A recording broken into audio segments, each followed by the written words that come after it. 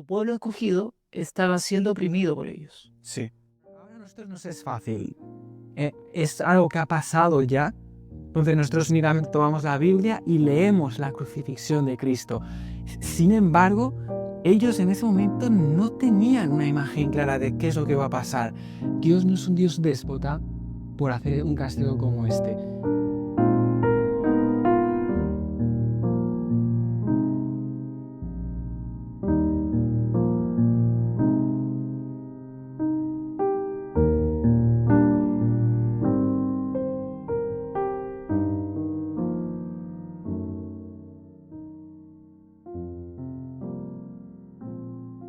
Estimados oyentes, es para nosotros un placer daros nuevamente la bienvenida a Cuéntame Más, un podcast en el cual, bien sabéis, nos dedicamos a estudiar la palabra de Dios de manera sencilla y ordenada, para que da igual dónde y cuándo nos estéis escuchando, os sea fácil y sencillo seguir aquella conversación que nosotros tenemos aquí.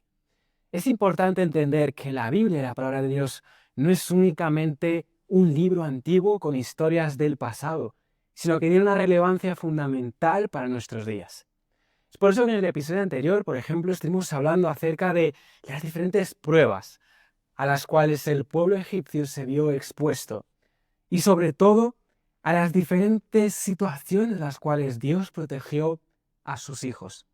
Sin embargo, en el episodio de hoy vamos a seguir con esas pruebas. Faltaba una por tratar y después veremos la importancia que tuvo la salida del pueblo de Israel en la historia de la humanidad y en nuestra salvación. Sin embargo, antes de todo quiero dar la bienvenida a nuestro invitado. Bienvenido, Luis. Muchísimas gracias por la invitación nuevamente. Para mí es un honor estar compartiendo historias bíblicas y obviamente aprender junto a los audioscuchas. Y es la segunda vez que ya estás aquí, por lo que vaya alegría, ¿no? Poder compartir nuevamente una sesión de grabación contigo, porque la última vez fue muy gratificante para nosotros, fue muy edificador todas las aportaciones que compartiste con nosotros y es una alegría poder contar con jóvenes como tú aquí para compartir el mensaje del Señor. Muchas gracias. Mira, estuvimos hablando en el episodio anterior de las 9 plagas de Egipto, ¿no? Sin embargo, nos faltaba por tratar una. La he dejado para este episodio porque considero que tiene mucha más conexión con lo que vamos a tratar después.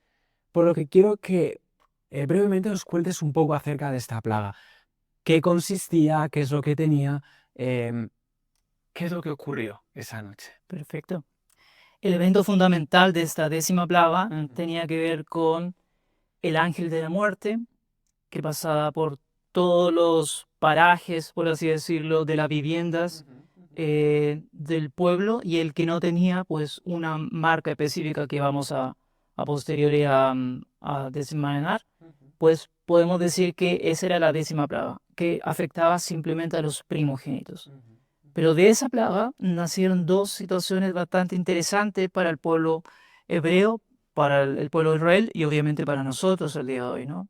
Es donde por primera vez se instaura el Pesaj, la Pascua, que es el pasar por alto, ¿no? Según la raíz hebrea, pasar por alto. Y esto se llevaba a cabo en el mes de Nisan, el primer mes del año, ¿sí? En el día 14 del mes de Nisan, que consistía obviamente en el sacrificio de un cordero, utilizar su sangre. El cordero tenía que ser sin mácula, inmaculado, y tenía que ser ese lindero, tenía que ser tanto en los soportes como en la parte perpendicular, tenía que llevar una marca específica de esa misma sangre, ¿no? La sangre de nuestro Redentor.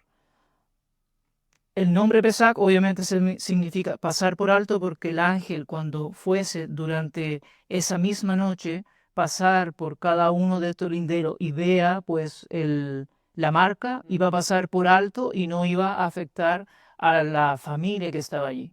Sin embargo, la plaga habla de que afectó a todos los primogénitos de Egipto o que vivían en Egipto. Eso también incluye a quizás hebreos que no cumplieron con este rigas. Este Pesaj viene acompañado de la fiesta de los panes sin levadura, matzot, ¿sí? Desde el día 15 hasta el día 21, que significaba después de ese Pesaj, después de esa Pascua, 7 días deberían el pueblo de Israel comer panes sin levaduras. Y sin levadura significa sin mácula, por ende, sin pecado. Eso es. Luego vamos a tratar un poco más acerca de la Pascua, los diferentes símbolos que tiene esto, porque no eran únicamente elementos aleatorios, tenían un significado, ¿no? Sin embargo, hablando un poco más acerca de la 10ª plaga, la cual dice que Dios manda el ángel, como dices tú, de la destrucción para que acabe con la vida de los primogénitos, tanto del pueblo de Egipto como aquellos que desobedecían esa petición que Dios les había dado de pintar los dinteles de su puerta con la sangre de ese cordero. Porque me parece importante mencionar, no por ser judío iban a ser salvos.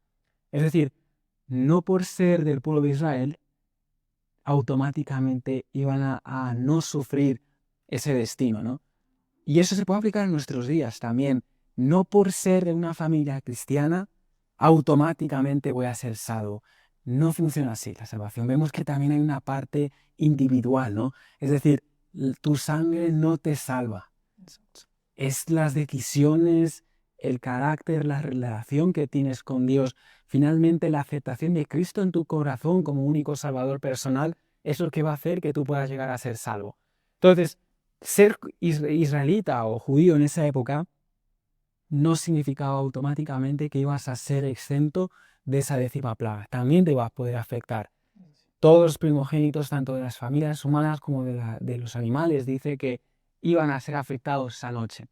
Y sin embargo, un Dios el cual es misericordioso, lleno de amor, que se preocupa por la humanidad, no es contradictorio con la decisión déspota, tirana, que toma de acabar con la vida de un ser humano únicamente por no pintar el dintel de su puerta.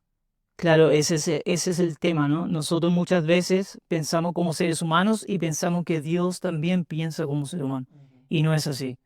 No puede decir el pan al panadero cómo hacer las cosas, ¿sabes? Entonces es al revés, esa es la inversa. Dios muchas veces tiene un plan. Ese plan consistía en que Egipto supiese quién era el Dios verdadero. Hablamos de una cultura politeísta, en donde cada uno de sus dioses representaban astros en el cielo, el sol, la luna, las estrellas, incluso en las aguas, ¿no? Más adelante vamos a ver el tema de las aguas. Ah, Sin embargo, para Dios era importante hacer recordar al mundo, en ese tiempo el imperio más poderoso del mundo, Egipto, ah, que es como cuando estuvo José vivo, ¿no? Entonces todo esto tiene que ver con esa nueva dinastía del faraón que no tenía que ver con todos los preceptos judeocristianos, o en este caso hebreos o israelitas, y obviamente desconocía todo y más aún con todas estas pruebas que se le fueron dando, la 10ª, la última, como que reculó y allí sí que dejó que su pueblo se marchase, ¿no? Claro, es importante mencionar eso, que Dios no es un Dios déspota por hacer un castigo como este. No porque Él no es directamente, Él como primera opción, toma castigo. Dice que tuvo 9 oportunidades el faraón de poder reconocer a Dios, de poder arrepentirse, ¿no? En su corazón. Eran 9 pruebas que ninguna de ellas afectaba o tentaba contra la vida directamente de su familia o de su pueblo. Eran únicamente advertencias y no escuchó a ninguna de ellas. Es verdad lo que dijiste, que él no había conocido personalmente a José, a Jacob, no había tenido la oportunidad de conocerles en persona, pero él seguramente había oído. Oído, sí. Se había oído y sus padres habían hablado, mira, este pueblo mm, tiene este origen, este pueblo viene de este momento, esto es lo que ha hecho este pueblo por nosotros. Entonces, este pueblo tiene este Dios, incluso puede ser que algo se había oído, pero lo que es posible es que él no tuviese ningún tipo de interés en conocer a Dios. Sí, conocía únicamente a lo mejor el nombre de, bueno, los judíos son monoteístas, pero como bien dijiste, él era politeísta, tenía no sé cuántos dioses. Entonces él muchas veces, incluso en el principio, cuando Moisés se presenta ante él, viene con la pregunta de ¿quién es este Dios? Es decir, Para él es como en tono irónico, me vienes tú con un Dios cuando yo ya tengo todos estos. Entonces, vemos que Dios viene con advertencias.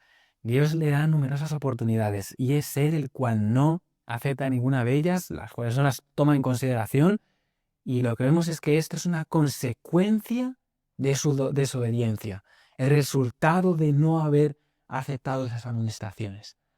Entonces, dejando ya de lado la 10ª plaga, al mismo tiempo dentro del pueblo de Israel estaba sucediendo el origen de una importante festividad que iba a tener gran relevancia hasta la muerte de Cristo e incluso podríamos decir que hasta nuestros días. ¿Cuál es esta festividad y cómo tiene su origen?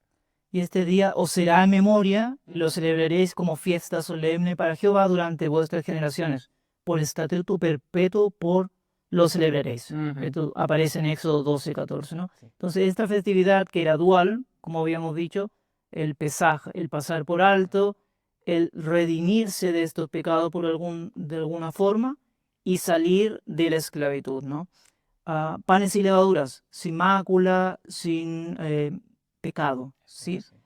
Esto tenía inicio en el día 21 de Nisan, panes y levaduras, y el 14 de Nisan, que era más o menos marzo-abril, Sí. el primer mes para los hebreos.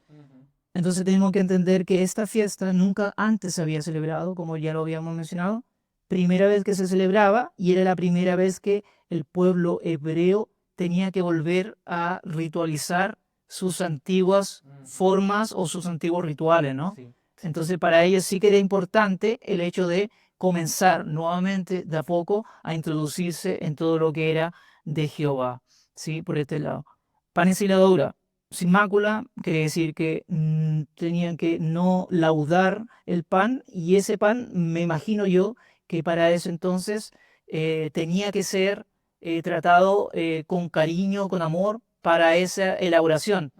No obstante, tenemos que entender que cuando se da ese contexto en que ya tenéis que hacer Pesaj, tenéis que salir rápidamente porque Egipto nos ha dado el sí para salir. Pero ahora tenéis que comer durante toda esa travesía panes y levadura hasta el próximo Shabbat.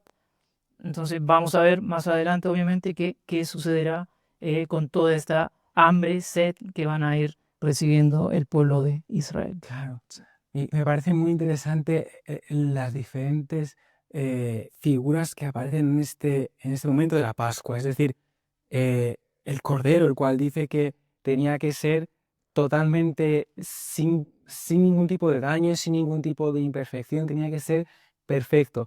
Y no únicamente eso, sino que debía cuidar a la familia, ¿no? Para que tuviese el tiempo necesario para encariñarse con él. Y el momento en el cual él se encariñaba con ese cordero era cuando tenían que finalmente sacrificarlo. Porque hoy nosotros nos encariñamos de Cristo. Nosotros en nuestras familias le ofrecemos nuestro amor. Acabamos haciéndolo parte de nuestra familia. Y finalmente Él es el que muere por nosotros. Entonces, en ese momento cuando nosotros entendemos realmente el valor que tiene la muerte de Cristo por nosotros, porque le creemos tanto, Él nos quiere tanto a nosotros, que da su vida por cada uno de nosotros. E incluso como mencionaste tú, el pan sin levadura, que al fin y al cabo era el cuerpo de Cristo, el cual no tiene imperfección. Y las hierbas amargas que toman junto a ese pan, para que les recuerde constantemente el hecho de que su vida en Egipto no era fácil. No fue un camino de rosas, sino fue amarga, fue difícil, y que no desean volver a ese punto, ¿no? Y ese es el camino del cristiano finalmente, ¿no? Cuando hablamos de un sacrificio tal que haga que el Dios de la muerte, en este caso el ángel de la muerte, pase enfrente e ignore completamente el hacer muerte de esa familia, hablamos obviamente del mundo en el que estamos hoy en día, ¿no? Sí. Ese sacrificio tenía que ser llevado a cabo por un cordero sin mácula. El cordero de Dios que quita el pecado del mundo, así dice la palabra, es Cristo Jesús. Por ende, Dios mismo dio no a cualquier ángel, no a cualquier ser celestial, sino que a su propio Hijo, para que fuese Él el único sacrificio capaz de llevar ese no laudado, esa no levadura, esa no pecado a las siguientes generaciones. Entonces, muy interesante cómo desde Génesis hasta Apocalipsis nos interpreta o nos hace recordar la figura de Cristo en cada una de estas líneas, ¿no? Claro, incluso lo que mencionabas tú al principio, la marca en los dinteles de la puerta, que dicen que era la sangre de ese cordero, es decir, la sangre de Cristo, la cual debemos manchar o, por así decir, poner en nuestros corazones, porque esto significa que no podemos ser salvos por méritos propios, sino que al ser la sangre de Cristo, esa barrera de protección, significa que somos salvos por sus méritos. La salvación viene por los méritos de Cristo, no por nuestros méritos propios. Y además, es importante entender que la Pascua no era únicamente un recordatorio de que habían sido liberados de Egipto. Es verdad, este era un motivo, sino que también era un constante recordatorio, una imagen, una ilustración de lo que miles de años más tarde iba a suceder, y era el sacrificio de Cristo por la salvación de nuestros y por la salvación de nuestros pecadores. Porque claro, ahora a nosotros nos es fácil. Es algo que ha pasado ya. Entonces nosotros únicamente tomamos la Biblia y leemos la crucifixión de Cristo. Sin embargo, ellos en ese momento no tenían una imagen clara de qué es lo que va a pasar. Entonces, todo este proceso del sacrificio del Cordero no era más que una ilustración de lo que va a pasar en el futuro. Entonces, vemos esa doble simbolística, ¿no? Por un lado, símbolo de liberación del pueblo de Israel de Egipto, y al mismo tiempo simbolística de lo que iba a pasar en el futuro, en la muerte de Cristo. Entonces ellos finalmente acaban saliendo, ¿no? Esa noche dice que el pueblo de Israel comienza a salir de Egipto, y con lo que se encuentran es con un problemón, por así decir, ¿no? A vista de un ser humano era un gran problema. ¿Cuál era este? Sí, bueno, ¿cuál de todo, no? Comenzamos la travesía poniéndonos en contexto. El faraón da el sí, dice, podéis iros, va a hacer que quizás me maten a más gente, que se yo, por el miedo, ¿no? Sí. Ahí recién tomó las palabras de Moisés, de Aarón y obviamente de Dios, que él iba en serio. ¿Sí? Hubo 9 intentos, el 10º pues fue mortorio, como dijimos, y da el sí.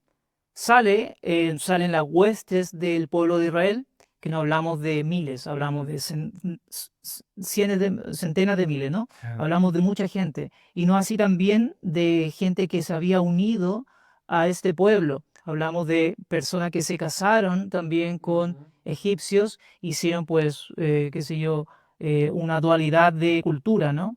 Era multicultural en aquel entonces salieron esta mezcla, ¿cierto?, de israelitas con su familia, su ganado. Podemos interiorizar que fue todo muy apresurado y fue de una noche a otra. Desde esas 12 de la noche en donde ocurrió esto, a la salida de Egipto, pues han pasado quizás unas horas, ¿no? El movilizar a tantas personas, pues es algo muy difícil. Dios nunca les abandonó. Él dice que les comunicaba constantemente qué hacer, pero también para la tranquilidad del pueblo, él establecía un muro de fuego que les daba calidez por la noche y una sombra, una nube de sombra para que les diese también frescura, ¿no? Por el día. Estamos hablando que estaban huyendo hacia el desierto, ¿sí? Desde África hacia el desierto subiendo, y obviamente no era fácil ese camino. Faraón se dio cuenta nuevamente y dice Dios que endureció nuevamente su corazón. Eso quiere decir que quizás no fue por opción propia, fue simplemente porque si él se dice que justamente el pecado que no puede ser perdonado es el pecado en contra del Espíritu. Justamente cuando se peca en contra de Dios, que Dios no existe, darle espalda a Dios significa el pecado no puede tener perdón. Por eso Dios dice, endureció nuevamente su corazón. Faraón dice, voy a perseguir nuevamente a mis esclavos, ¿no? Se fueron todos los esclavos. Hablamos de 600 miles de hombres solamente, más sus mujeres, más sus animales, Claro. millones quizás, ¿no?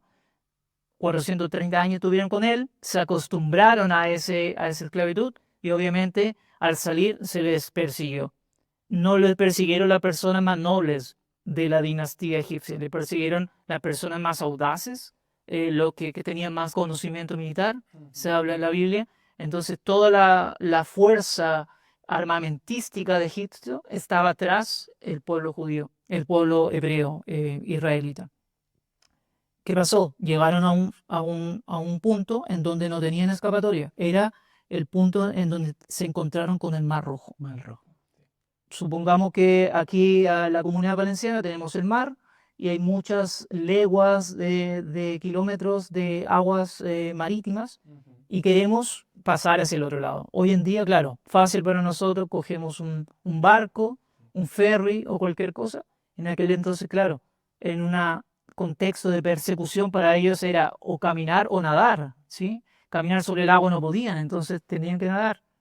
Podrían rodear también, pero entendiendo que venían los carruajes de Egipto, que eran mucho más rápidos que ir caminando, obviamente iban a ser alcanzados. Dios estableció aquí, mediante justamente el murmuro de la gente de Egipto, eh, nosotros tenemos o no un sepulcro aquí, ¿acaso? Tuvieron miedo, Dios estableció que a todo el ejército de egipcios les iba a tender como una especie de nube nebulosa para que cayesen en tinieblas, esa tiniebla no le permitiese acortar distancia de persecución con ellos y con la vara de Moisés se abrieron los mares. Ese fue, podríamos decir, uno de los milagros que ocurrieron en esa persecución. Entendamos que el mar, con sus kilómetros y kilómetros de leguas submarinas, eh, para un ser humano es muy difícil imaginar cómo podría ser esa situación. Abrirlo de par en par, dejar un terreno bastante amplio para que pueda pasar el pueblo, y que hablamos de millones de personas, sino centenares de miles, y de atrás, siguiéndolos, obviamente de muy de cerca, Faraón y sus ejércitos. Entonces ese podríamos decir que fue el primer milagro que aconteció en esa persecución. De hecho, es una cosa que me gusta mucho que mencionaste, el contexto en el cual se encontraba, porque no eran únicamente hebreos o judíos los cuales estaban allí, sino que había una mezcla mejor de cultura y además incluso dice que parte del pueblo egipcio también tomó la decisión de salir con ellos, aparentemente por un miedo inmediato, mucho miedo, más que un temor sincero, a lo mejor era un miedo de no quiero que vuelva a pasarme lo mismo a mí. Entonces, este impulso les lleva a juntarse con el pueblo de Israel y la mezcla de las dudas, porque el pueblo de Israel no era un pueblo totalmente consolidado, ellos tenían costumbres egipcias, ellos ya vemos con el paso de los episodios que el pueblo de Israel tuvo que reeducarse en muchas cuestiones. Entonces, estas dudas acerca del Dios verdadero, sumado a la incredulidad de los egipcios que estaban viajando con ellos, dio como resultado una constante murmuración y unas constantes dudas. Y es interesante que Dios siempre estaba en presencia de ellos. Dice que en esa columna de fuego y en esa columna de nube era el mismo Cristo el cual les estaba guiando. Estaba de noche dándoles calor con la columna de fuego y de día dándoles frescura, ¿no? Un poco de bajar la temperatura al desierto con esa columna de nube. Y a mí me parece una historia que siempre, cuando me la contaban mis padres de pequeño, me encantaba. Me imaginaba las dos murallas, ¿no? Que se hacía de agua, ¿no? Un milagro fascinante. De hecho, bueno, hay muchos científicos los cuales están encontrando pruebas acerca de este milagro que dicen que al parecer ha podido ocurrir por el tema de carruajes egipcios que se han encontrado bajo el agua y demás. Un tema aparte es este, ¿no? Pero es un milagro que Dios ha hecho por su pueblo. Y es algo que a mí me parece que muchas veces, nada más terminar esta situación de desesperación, el pueblo de Israel comienza a alegrarse, a ser feliz, ¿no? A cantar salmos de alegría, a bailar. Y muchas veces lo que hacía era que luego, en cuanto aparecía una prueba, lo que hace es dar riendas sueltas a la desesperación y a la murmuración. Y de hecho esto es algo que sucede poco después, ¿no? Se topan con sed, una de las necesidades fisiológicas del ser humano, que es el de tomar agua, y se encuentran con que no tienen agua.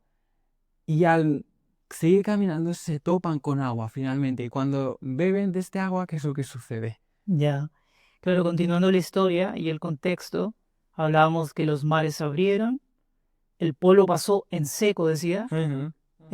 Luego todo lo que sube tiene que bajar, ¿no?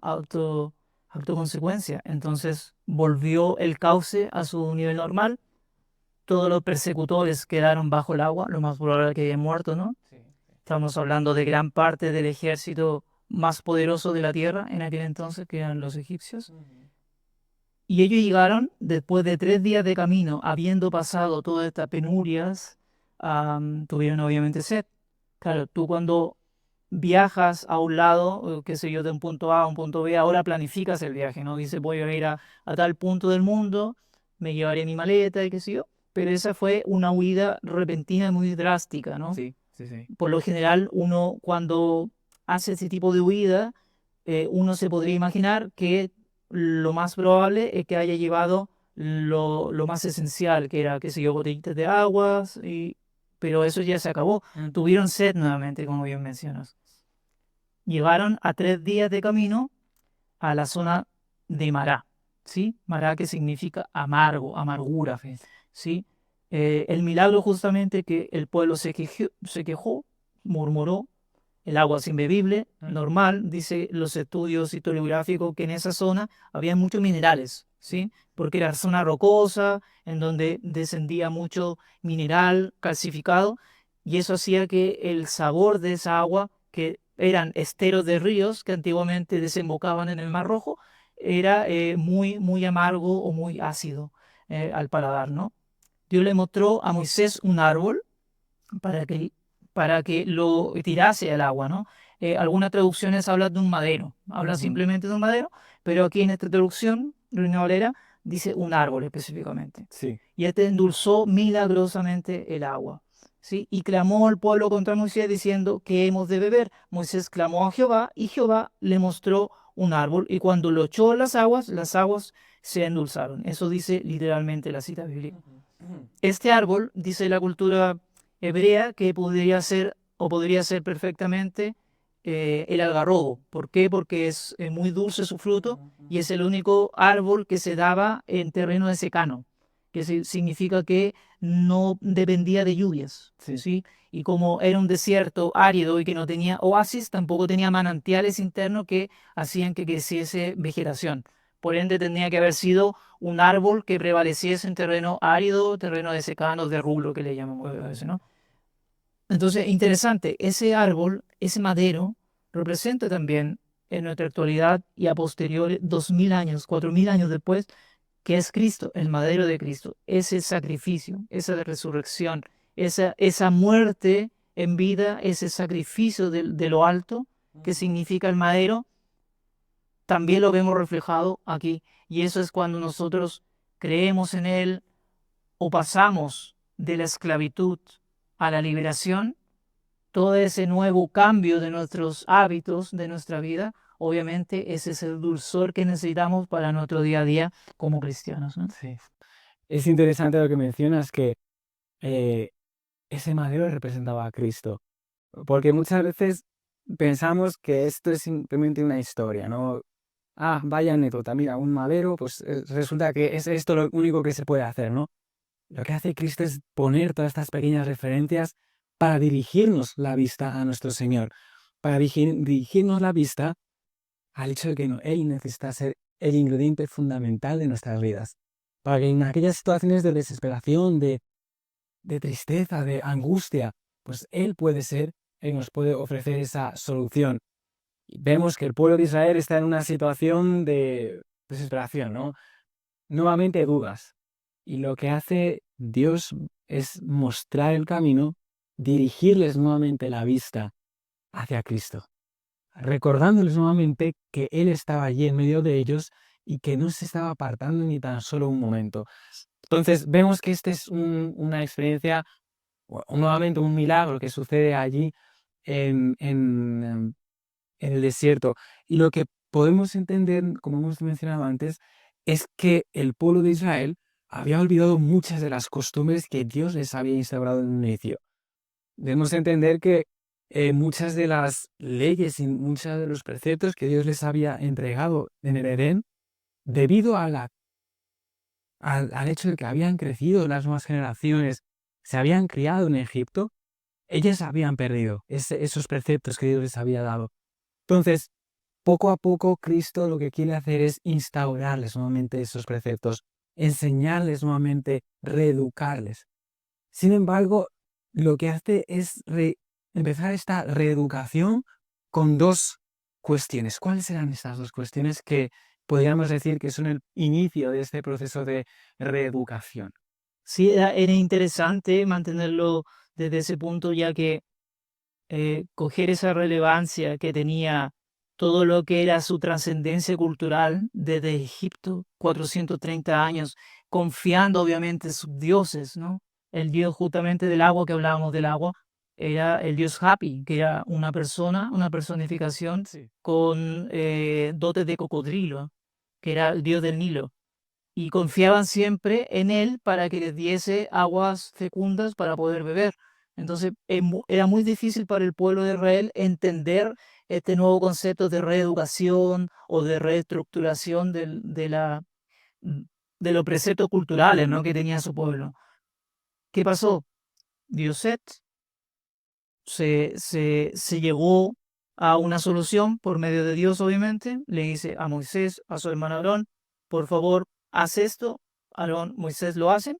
Sin embargo, llega el momento en que después de unas semanas o unos días, incluso peregrinando por el desierto, da hambre. Normal. ¿Qué hacemos? Buscar algo de comer. Sí. Pero claro, ¿qué hay de comer en el desierto? Animales, puede ser, cactus. Entendamos que, claro, quizá no era un desierto tan árido, pero sí que era difícil para ellos encontrarse en una situación similar a la que tenían en Egipto, en donde tenían carne a destajo, frutas a destajo, árboles de todo tipo. Entonces había pues abundancia, ¿no? Que lo que sucedió, am, la obediencia a su ley, especialmente la observancia del día sábado. Ellos pedían, incurrían nuevamente murmurando en contra de Jehová para que les diese algo de comer. Jehová, en este caso, le dice a Moisés que prediga nuevamente lo que va a acontecer, y Dios provee allí por primera vez de una comida celestial, ¿no? Del maná. Maná significa, ¿qué es eso, no? Me imagino que cuando caían esas hojuelas, ¿no? Esas hojuelas sobre el campo, sobre la arena incluso del desierto, los mismos hebreos se preguntaban, ¿qué es eso? ¿Qué es eso que cae del cielo, no? Como una especie de nieve, ¿no? El tema de esa provisión de ese maná iba a incurrir por primera vez en el trabajo, la obediencia y obviamente en el guardar el Shabbat. ¿Por qué? Porque el maná significaba que durante los 6 días de la semana iba a caer ese rocío, el cual ellos tenían que trabajar, no esperar allí sentados, sino que trabajar para recolectar Totalmente, sí. una porción diaria, dice la Biblia, una porción diaria, y el día viernes, antes del día séptimo, hacerse de 2 porciones. ¿Para qué? Para que esto obviamente no sea lo que no necesita el cuerpo, sino que lo que necesita, ya está lo que necesita, ¿no? Era la instrucción directa que hacía Dios a su pueblo por primera vez. Es interesante porque, claro, son dos principios fundamentales. Naturalmente no podía empezar con, a lo mejor, principios mucho más teológicos, mucho más doctrinales, mucho más administrativos que vamos a ir viendo a lo largo de la historia del pueblo de Israel. Sin embargo, empieza con dos cuestiones muy fáciles y fundamentales. Fáciles en el sentido de que fáciles de entender. Porque naturalmente cambiar la alimentación después de haberse criado consumiendo carne, encurtidos, a lo mejor comidas muy especiadas, comiendo en demasía, es decir, sin ningún tipo de límite. Dios les quiere educar nuevamente para no únicamente tener cuidado en lo que comen, sino cuánto comen. Exacto. La importancia de la temperancia, claro, porque muchas veces pensamos que únicamente es suficiente con comer saludable. Pero es que no entendemos que es importante también la cantidad de lo que se come, porque muchas veces comemos mucho y luego empezamos a pensar por qué me duele el estómago, por qué tengo dolor de cabeza, por qué no he descansado bien esta noche, por qué duermo y tengo sueños extraños. Y es porque no hay muchas veces temperancia, ¿no? Hay un dicho, ¿no?, que dice que hay que comer con un cuchillo en la garganta, es decir, lo justo para que no te hagas daño, porque muchas veces perdemos de vista la importancia de comer lo justo y necesario. Dice que Dios les manda comer, recoger la medida de un comer, que es lo suficiente para una persona, ¿no? Lo suficiente para que ellos comiesen ese día. Tenía lo que decías, proteínas, grasas, lípidos, glúcidos, lo necesario, azúcares, para que ellos puedan sobrevivir. Es triste que, bueno, ahora mismo no podemos comer eso, ¿no? No hay ningún rastro. Era comida angelical, ¿no? Algo que Dios les mandaba desde el cielo y que ellos, pues, podían tener ese beneficio, ¿no?, de comer. Entonces, Dios les enseña primeramente a comer saludable. Es decir, la importancia de tener una buena alimentación, porque, bueno, está también el dicho, ¿no?, de mens sana in corpore sano, es decir, mente sana en un cuerpo saludable. Y después, si ellos no iban a comer saludable, la mente no iban a poder entender nuevas responsabilidades que Dios tenía para ellos, nuevos preceptos que Él tenía para ellos. Y es interesante porque indirectamente les empieza a instaurar el sábado, ese Shabbat, día tan importante actualmente para la cultura judía, incluso para nosotros, ¿no? Fundamental. Algo que ellos, no todos, porque naturalmente dice que Aarón, la familia de Moisés, ellos sí que guardaban ese día del santo sábado, pero mucha parte del pueblo judío no, lo habían perdido de vista. Entonces, Dios les quiere volver a recordar eso. Y eso lo hace mediante la indicación de no salgáis a recoger en sábado porque no vais a encontrar nada. Entonces, en eso lo que hace es darles te da esa exclusividad al sábado, ¿no? El sábado es un día exclusivo en comparación con los otros 6.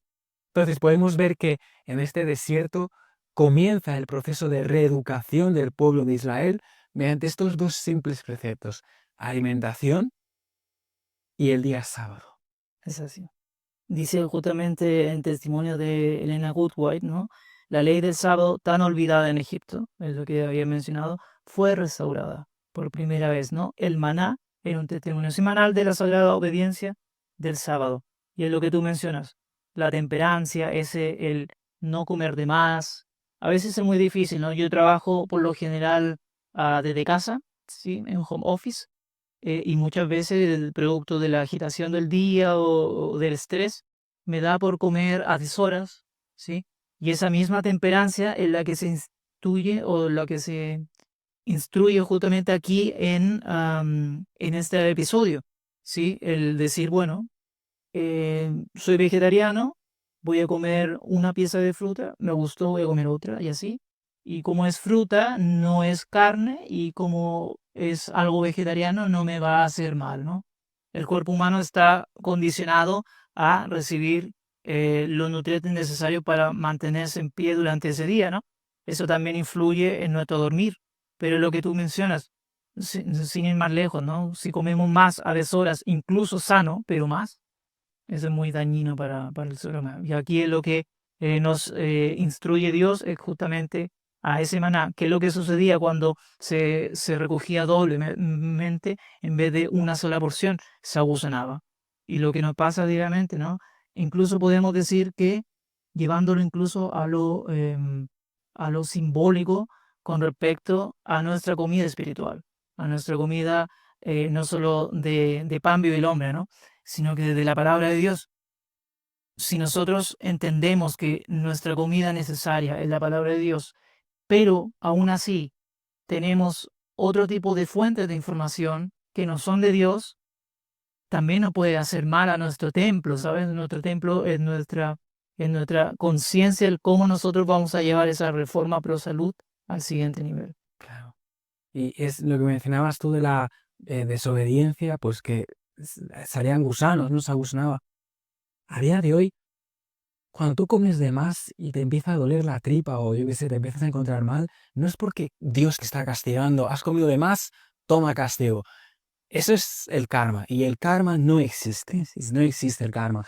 Entonces, eh, cuando nosotros a día de hoy comemos en demasía y nos encontramos mal, es las consecuencias de nuestras acciones. En el antiguo Israel, cuando salían esos gusanos en el alimento, no era un castigo directo de Dios, era la desobediencia y la consecuencia de esa desobediencia. Lo que era un milagro era que el sábado no se agusanaba la comida. Eso sí que era un milagro. Porque claro, pensemos las condiciones en las cuales se encontraba el pueblo de Israel. El desierto, altas temperaturas. Ese alimento es azucarado. Tiene muchos nutrientes para la proliferación de microorganismos y finalmente la gusanación. Entonces, el resultado no era el castigo de ¿has cogido de más? Pues toma, te castigo, te voy a poner gusanos aquí en la bolsa de comida. No, era la consecuencia de su desobediencia.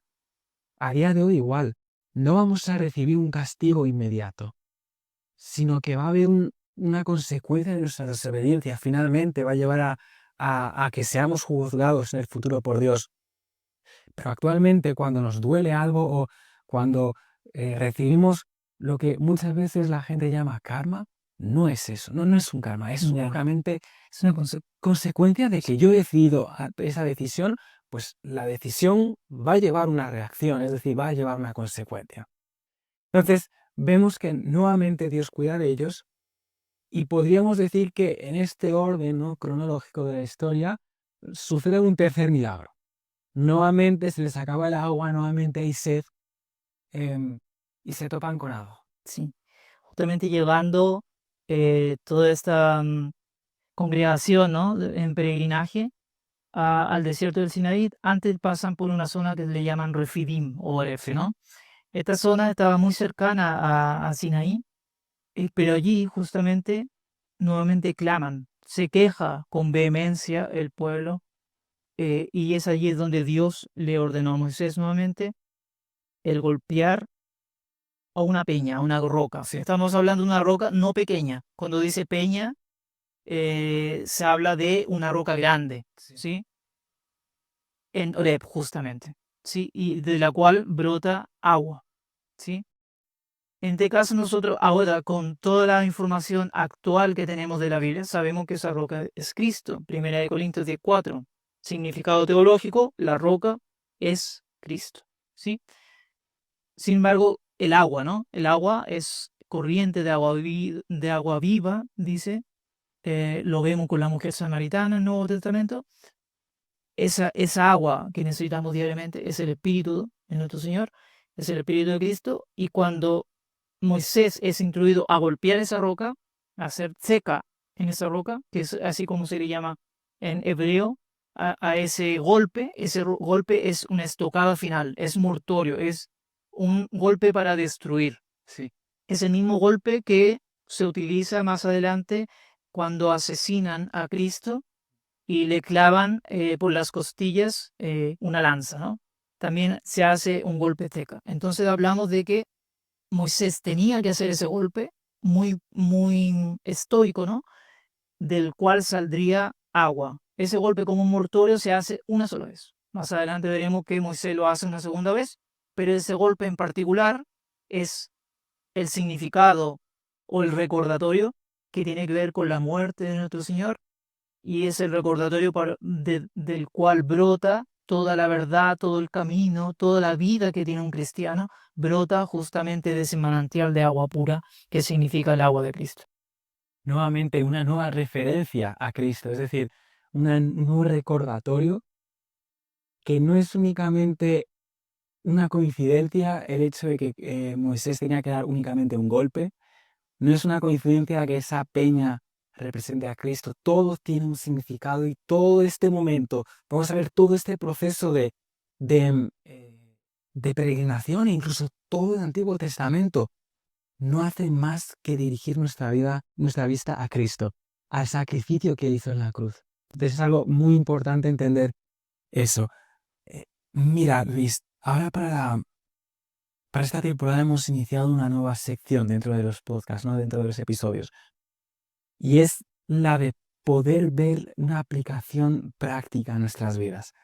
Está bien, hemos entendido lo que significa cada figura dentro de esta historia. Vemos que tiene un significado muy profundo. Vemos que no es únicamente una historia para dormir niños. Tiene todo una dirección directa y exclusivamente hacia Cristo. Sin embargo, ¿cómo podemos esta historia aplicarla a nuestras vidas? Porque estoy seguro que tiene mucha aplicación. No es únicamente una historia que ha quedado en el pasado. Sí, bueno, aquí en esta historia, que han sido 4 capítulos más o menos de Éxodo, hemos visto que tratamos temas tan profundos como el tema de la obediencia, ¿cierto? A nivel cultural también, el tema de los rituales, tema de redención, de salvación, e incluso muerte, ¿no? Que es un tema que muchas veces he tratado como algo tabú. Sin embargo, mientras yo estudiaba para esta lección y estar con vosotros, con todos vosotros hoy, me daba cuenta que cada vez que leía un nuevo extracto de la Biblia, justamente en ese capítulo, me daba cuenta que había un simbolismo más allá de lo literal, que era nuestro Señor Jesucristo, ¿no? Entonces me doy cuenta, solamente por ese ejercicio, estudiar 4 capítulos de la Biblia en una hora de contenido que vamos a, mm, a compartir con los radioescuchas, ya edificó algo en mí, ¿sí? Y lo traemos a lo actual, lo traemos a lo cotidiano. Queríamos nosotros volver a Egipto en donde todo es posible. No tenemos un montón, podríamos decir que es el camino no angosto, ¿sí? Egipto era en donde todo era permitido, 430 años haciendo pues lo que humanamente podían ellos, pero estaban bajo un concepto de esclavitud. Cuando el mundo a nosotros nos dice, tú eres esclavo porque vas a la iglesia, eres esclavo porque te viste de tal forma, te comportas de tal forma, cuando es al revés, ¿no? Ellos están en esclavitud, nosotros estamos en una libertad de decisión. Estamos en el camino angosto, de nosotros depende seguir ese camino antes que las aguas se cierren, ¿sí? Es un simbolismo también. Y continuar, obviamente, por el peregrinaje que no termina. El peregrinaje son 40 años según la Biblia, pero es un peregrinaje simbólico para nosotros, Sí. porque desde la vida del cristiano hasta su muerte es el único tiempo que tenemos para nuestra redención, no hay más, ¿sí? Después de la muerte viene el descanso, que es como si nada sucediese para las personas que mueren, y sin embargo, para este caso, para el caso particular de las nuevas generaciones que están viendo este tipo de contenido, solo diría que el tomar la Biblia, tener nuevamente esta luz, nos ayudaría tanto a obedecer mejor, entender cuál es el verdadero amor de Cristo, qué preceptos tiene preparado para nosotros como plan de salvación Dios, y el que nos puede elegir para que nosotros seamos un instrumento, así como estamos haciendo tú y yo, para compartir ese mensaje al mundo y así sea más fácil entender qué es lo que quiere decir Dios hoy en día para nosotros. Fíjate que yo comparto bastante la interpretación contigo. Solo añadir que muchas veces tenemos nuestras costumbres, ¿no? Costumbres con las cuales hemos crecido, las cuales en las diferentes circunstancias y contextos en los cuales nos hemos criado no son equivocadas, no son erróneas. Sin embargo, Cristo nos hace un llamado a cambiarlas, más que nada por nuestro bien, por nuestra salud, por nuestro bienestar, por nuestra felicidad a término largo, es decir, no únicamente felicidad momentánea. Lo más fácil es lo que decías tú, vuelvo a Egipto, allí nada me dice nadie, no se me acusa por comer en demasía, no se me acusa por no guardar un día de la semana, no se me acusa por adorar únicamente a un Dios, no se me acusa por la falta de interés. Ahí todo es libertad, todo está bien, nada está mal. Sin embargo, a término largo, es decir, a largo alcance, eso puede ser malo para mí. Para empezar espiritualmente, es decir, voy a morir finalmente y no va a haber salvación para mí. Sin embargo, incluso a corto plazo, no voy a sufrir tantas consecuencias. Cambiar esas costumbres van a librarme del sufrimiento, de las consecuencias de las malas decisiones. Y eso es lo que Cristo quiere. Está claro que no va a ser fácil, es decir, no va a ser un cambio sencillo, ¿no? Y solo no lo vamos a poder hacer. Eso es algo que tenemos que tener en cuenta. Debemos pintar los dinteles de nuestra puerta. Necesitamos entender que únicamente por los méritos de Cristo podemos nosotros ser salvos. No existe una meritocracia individual en el sentido de por mis propios esfuerzos. Eso es algo muy erróneo y equivocado. Entonces, quiero que mi deseo para cada uno de nuestros oyentes, cada uno de aquellas personas que nos estén escuchando, es que cambiemos esas costumbres por nuestro bien. Porque Dios no desea de nosotros que suframos. Él lo que quiere es que seamos felices, que nos ahorremos gran parte de ese sufrimiento que las malas decisiones pueden llevar a cabo. Entonces, todo lo que puedo decirte es nuevamente muchas gracias, Luis, por el tiempo que has dedicado en preparar bien este episodio, por ofrecernos toda esta información acerca de los diferentes simbolismos que tiene esta historia y por hacernos ver que no es únicamente algo que tiene que quedar en el pasado, sino que debemos recordarlo año tras año. Tenemos eventos, naturalmente, la Pascua la celebramos diferente. Ya no pintamos los dinteles de la puerta de manera literal, no comemos el cordero de manera literal. Sin embargo, anualmente tenemos muchas veces congresos, ¿no? Y eventos en la Semana Santa. Quiero que siempre recordemos eso, que recordemos los diferentes símbolos que tienen eso, que no es únicamente una costumbre, sino que tiene que ser algo vivo en nosotros mismos, que debe de recordarnos constantemente que por la sangre de Cristo nosotros podemos ser salvos. Así es. Que muchas gracias nuevamente y te esperamos pronto que puedas volver por aquí por Cuéntame Dios Más. mediante, ningún problema. Ok. Estimados oyentes, no podemos ser salvos por nuestros propios méritos. No podemos salir de Egipto si no es por el poder de Cristo. Y es importante que entendamos la importancia que tiene esto en nuestra salvación. Mi deseo para cada uno de ustedes es que sigáis estudiando la palabra del Señor, que sigáis leyendo los pasajes de la Biblia y que veáis que no son únicamente historias que permanecen en el pasado, sino que hay un vivo reflejo para nuestros días y que todas estas historias de anécdotas lo que hacen es dirigir nuestra vida y nuestra vista a Cristo. Dios os bendiga a cada uno de ustedes y os esperamos en el próximo episodio. Buenas noches. Buenas noches.